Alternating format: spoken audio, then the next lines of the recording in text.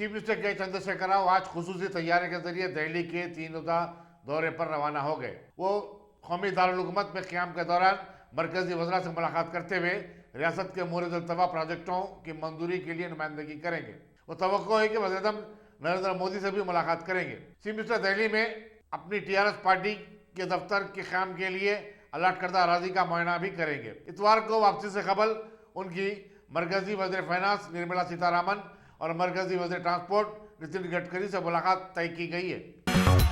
Chief secretary Somesh Kumar ने गैर ज़रूरी अराजियात और जायदादों की रजिस्ट्रेशन के अमल का दोबारा रस्मी आगाज कर दिया और बताया कि अमल आसान और शफाफ होगा। जायदादों के रजिस्ट्रेशन के ख्वाहिशमंद स्लॉट बुक करते हुए रजिस्ट्रार के दफ्तर को जा सकते हैं।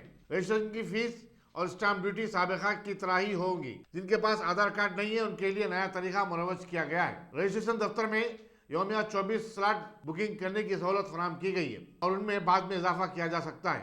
रजिस्ट्रेशन के बाद अंदरून 7 यौम मालिक जायदाद को पासबुक जारी कर दी जाएगी। चीफ सेक्रेटरी ने बताया कि अब तक 55,216 ज़रूरी अराजियात के रजिस्ट्रेशन हुए हैं। इस मौके पर principal secretary IT Jayesh Ranjan, inspector general registration Seshadri, medical and health secretary Syed Ali Murtaza Rizvi और दूसरे भी मौजूद थे।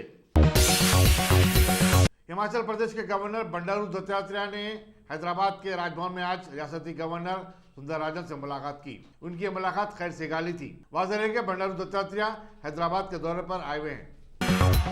सदर मजलिस और रुकन पार्लियामेंट बैरिस्टर असद ओवैसी ने UAPA कानून को जालिमाना करार दिया और कहा कि पहले कांग्रेस के दौर हुकूमत में मरकजी वज़ीर दाखिला पी चिदम्बरम ने इसे लाने की कोशिश की और फिर इसे अब मौजूदा वज़ीर दाखिला अमित शाह ने तरमीमात के साथ दोबारा लाया है। उन्होंने मीडिया से बातचीत करते हुए कहा कि इस कानून से दस्तूर की खिलाफ वर्जी होती है।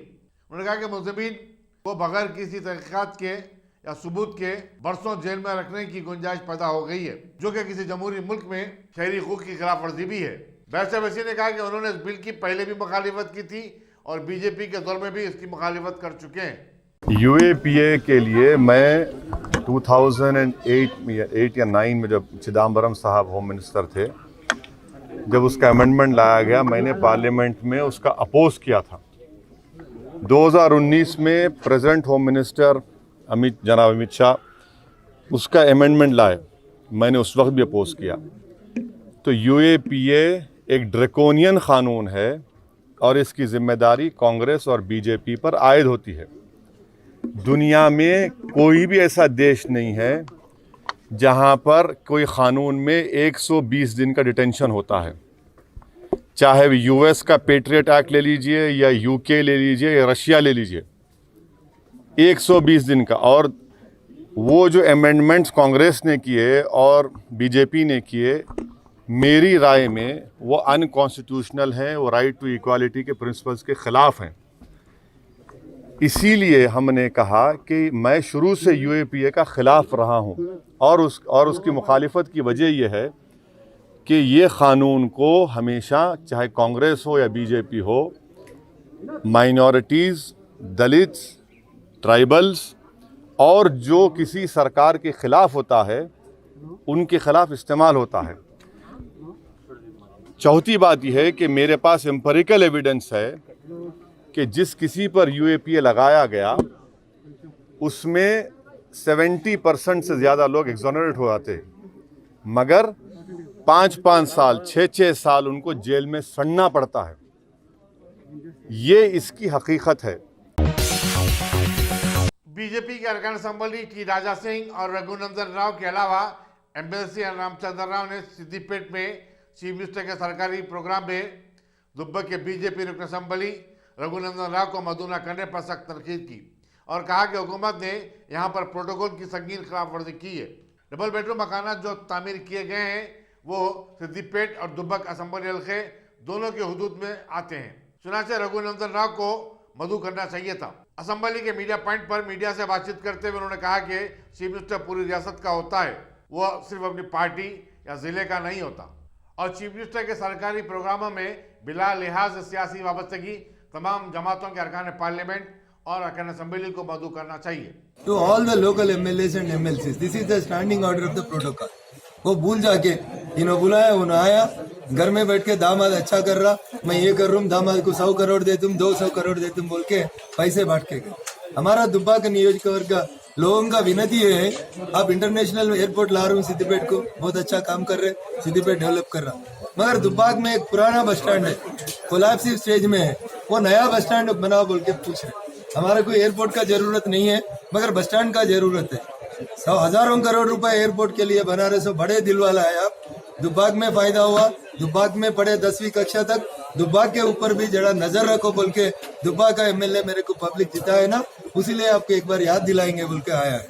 पब्लिक भी वही बोल रहा था, हर पैसा सिद्दीपेट जा रहा, हर पैसा सिरसिला जा रहा, हर पैसा गजबेल जा रहा, दुब्बाक को आप सेकंड ग्रेड सिटीजन का जैसा देख रहा। उसके लिए पब्लिक आपके खिलाफ में वोट दिया।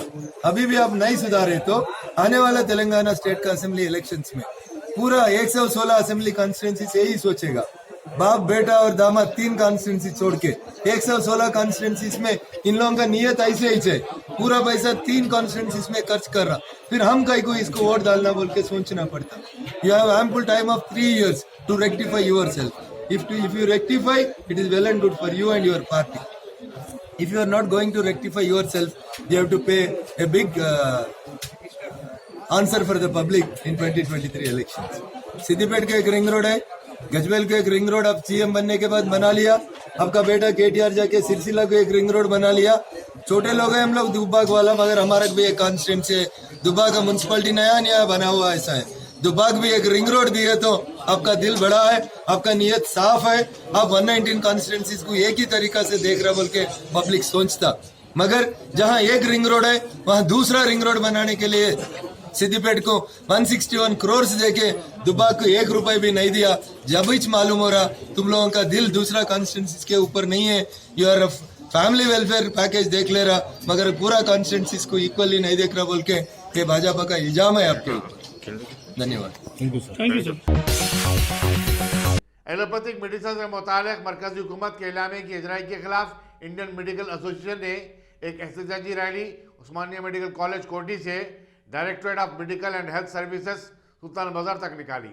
एसोसिएशन के सदर रोहित ने कहा कि अफसोस की बात है कि मौके मायूस के डॉक्टरों को सर्जरी की इजाजत दी जा रही है, हालांकि सर्जरी की बुनियादी मालूमात से वो नावाकिफ हैं। हुकूमत के फैसले से मुल्क में सेहत का निज़ाम बुरी तरह मुतासिर हो जाएगा। अमीरपेट के करीब आज सुबह हुए एक दिलखराश हादसे में एक 24 साल नौजवान गिरीश गुप्ता हलाक और उसका 28 साल दोस्त रवि तेजा शदीद तौर पर जख्मी हो गया। बताया जाता है कि दोनों सुबह 4 बजे के करीब एक बाइक पर गच्ची बोली से कोकटपल्ली की तरफ जा रहे थे कि ओवर स्पीडिंग के सबब गाड़ी बेकाबू हो गई और वहां करीबी रेलिंग को टकरा गई। रेलिंग की दोनों सलाखों के दरमियान गिरीश गुप्ता फंस गया। सलाखों को काटकर उसकी लाश निकाली गई। एक खातून को उसके बच्चे से जो लापता हो गया था मलपेट पुलिस ने अंदरून 12 घंटे मिला दिया। पुलिस के मुताबिक खातून सिल्की देवी जो सिर्फ भोजपुरी जबान जानती थी हाल ही में हैदराबाद आई और उसने जुमेरात को पुलिस में शिकायत दर्ज करवाई कि उसका बेटा शंकर झा गायब हो गया है। आज सुबह की इब्तदाई सातों में किसी ने पुलिस को नबीलपुरा ब्रिज के पास इस लड़के के पाए जाने की इत्तला दी। इस पर पुलिस ने लड़के को लाकर उसकी मां के हवाले कर दिया। इंटरमीडिएट में अपने साथी लड़कियों की तरह आर सिंधिया सॉफ्टवेयर इंडस्ट्री में अपना कैरियर बनाना चाहती थी और इंजीनियरिंग कोर्स में दाखिला लेना चाहती थी, लेकिन वो माइनिंग इंजीनियर बन गई। पुवालापल्ली की सिंधिया कुत्तागड़म के यूनिवर्सिटी कॉलेज ऑफ इंजीनियरिंग में माइनिंग इंजीनियरिंग में दाखिला ले लिया। उसके वालिद सिंगारणी कॉलोनी में काम करते हैं। अब उसे directorate general of mines and safety में मुलाजमत मिल गई। टीआरएस की एमएलसी के कविता ने 23 साल सिंधिया को उसकी कामयाबी पर तहनीत पेश की और कहा कि लड़कियों का माइनिंग इंजीनियर बनना एक खुश आइंद बात है। एसीपी के हुक्काम ने नानकराम गोड़ा गच्चीबौली में वाक़े हमडा के दफ्तर पर धावा किया और वहां डिस्ट्रिक्ट फॉरेस्ट ऑफिसर प्रकाश के कब्जे से 10,30,000 रुपए की गैर महसूब रकम जब्त की। Deputy superintendent police Surya Narayan की क़यादत में एंटी करप्शन ने यह कार्रवाई की। వింగ్లో కొంతమంది కాంట్రాక్టర్స్ ఉంటారు. ఆ కాంట్రాక్టర్స్ వీళ్ళు ఓఆర్ఆర్ అంటే కానీ ఇంక హెచ్ఎండి ఏరియాలో వాళ్ళు చెట్లు పెంచుతూ ఉంటారు. ఈ హెచ్ఎండి వాళ్ళకి కాంట్రాక్ట్ ఇస్తూ ఉంటుంది, కాంట్రాక్ట్ చేసుకుంటూ ఉంటారు. ఇలా ఈ కాంట్రాక్టర్స్ కొంతమందిని వీళ్ళ కాంట్రాక్ట్స్ బిల్స్ పాస్ చేయడానికి ఈ అర్బన్ ఫారెస్ట్రీ వాళ్ళు లంచాలు వసూలు చేసుకుంటా వాళ్ళ బిల్స్ పాస్ చేస్తున్నారని మాకు ఇన్ఫర్మేషన్. అందువల్ల మేము ఈరోజు ఈ అర్బన్ ఫారెస్ట్ దాంట్లో నేను సప్లై చెక్ చేశాం. ఈ సప్లై చెక్లో 10,50,000 రూపాయలు ఐ ప్రకాష్ అని డిఎఫ్ఓ గారి ఆఫీసులో దొరికాయి. 10,50,000. ఆయన పర్సులో కూడా 19,810 రూపాయలు కూడా ఆయన పర్సులో కూడా దొరికినాయి. మిగతా ఆఫీసులు ఇంకా 10 రూమ్లు ఉన్నాయి. ఆ రూమ్లన్నీ కూడా మేము చెక్ చేశాము. అయితే ఈయన రూమ్లో మాత్రం 10 లక్షల ఐ ప్రకాష్ డిఎఫ్ఓ ఆఫీసులో 10,50,000. कोविड-19 की विभा के चलते नाफिज लॉकडाउन के दौरान हुकूमत ने 20 लाख करोड़ रुपए के माशी पैकेज का ऐलान किया था, जिसके तहत लोगों को आत्मनिर्भर अभियान के तहत कर्जे देना तय पाया था। पुणे के एक आरटीआई कारकुन की दरखास्त पर जो जवाब मिला है, उसके मुताबिक मरकजी वजारत फाइनेंस ने बताया कि अवाम की पुणे के एक आरटीआई कारकुन की दरखास्त पर जो जवाब मिला है, उससे आवाम की सारी उम्मीदों और तवक्कुआत पर पानी फिर गया है। मालूम हुआ कि हुकूमत ने इस मद के तहत 3 लाख करोड़ रुपए मुख्तस किए थे, लेकिन मुख्तलिफ रियासतों को सिर्फ 1,20,000 करोड़ रुपए जारी किए गए। इस तरह देखा जाए तो पूरे मुल्क के 130 करोड़ आवाम के लिए फीकस 8 रुपए ही दिए गए। झारखंड की हाईकोर्ट ने चारा इस्काम के मुलजिम और आरजेडी के सरबराह लालू प्रसाद यादव की दरखास्त जमानत की समाअत को आइंदा 6 हफ्तों तक के लिए मुलतवी कर दिया। लालू प्रसाद यादव पर उस वक्त जबकि वो बिहार के चीफ मिनिस्टर थे, सरकारी खजाने से 3 करोड़ 13 लाख रुपए निकालने के इल्जाम में सजा मिल चुकी है और वो इस वक्त जेल में है। हैदराबाद में आज बेशुमार शादियां और घर बरौनियों की तकारीब मुनाकिद हुई।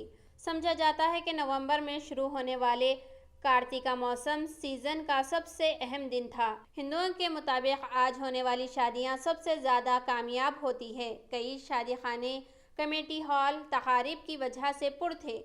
मंदिरों में भी कई शादियां हुई। जामबाग के बाल रेड्डी ने बतलाया कि उन्होंने आज की तारीख के लिए शादी खाना गुज़िश्ता मौसम गर्मा में ही बुक करवा दिया था। जामबाग में इन शादियों की वजह से फूलों का कारोबार भी ज़बरदस्त रहा।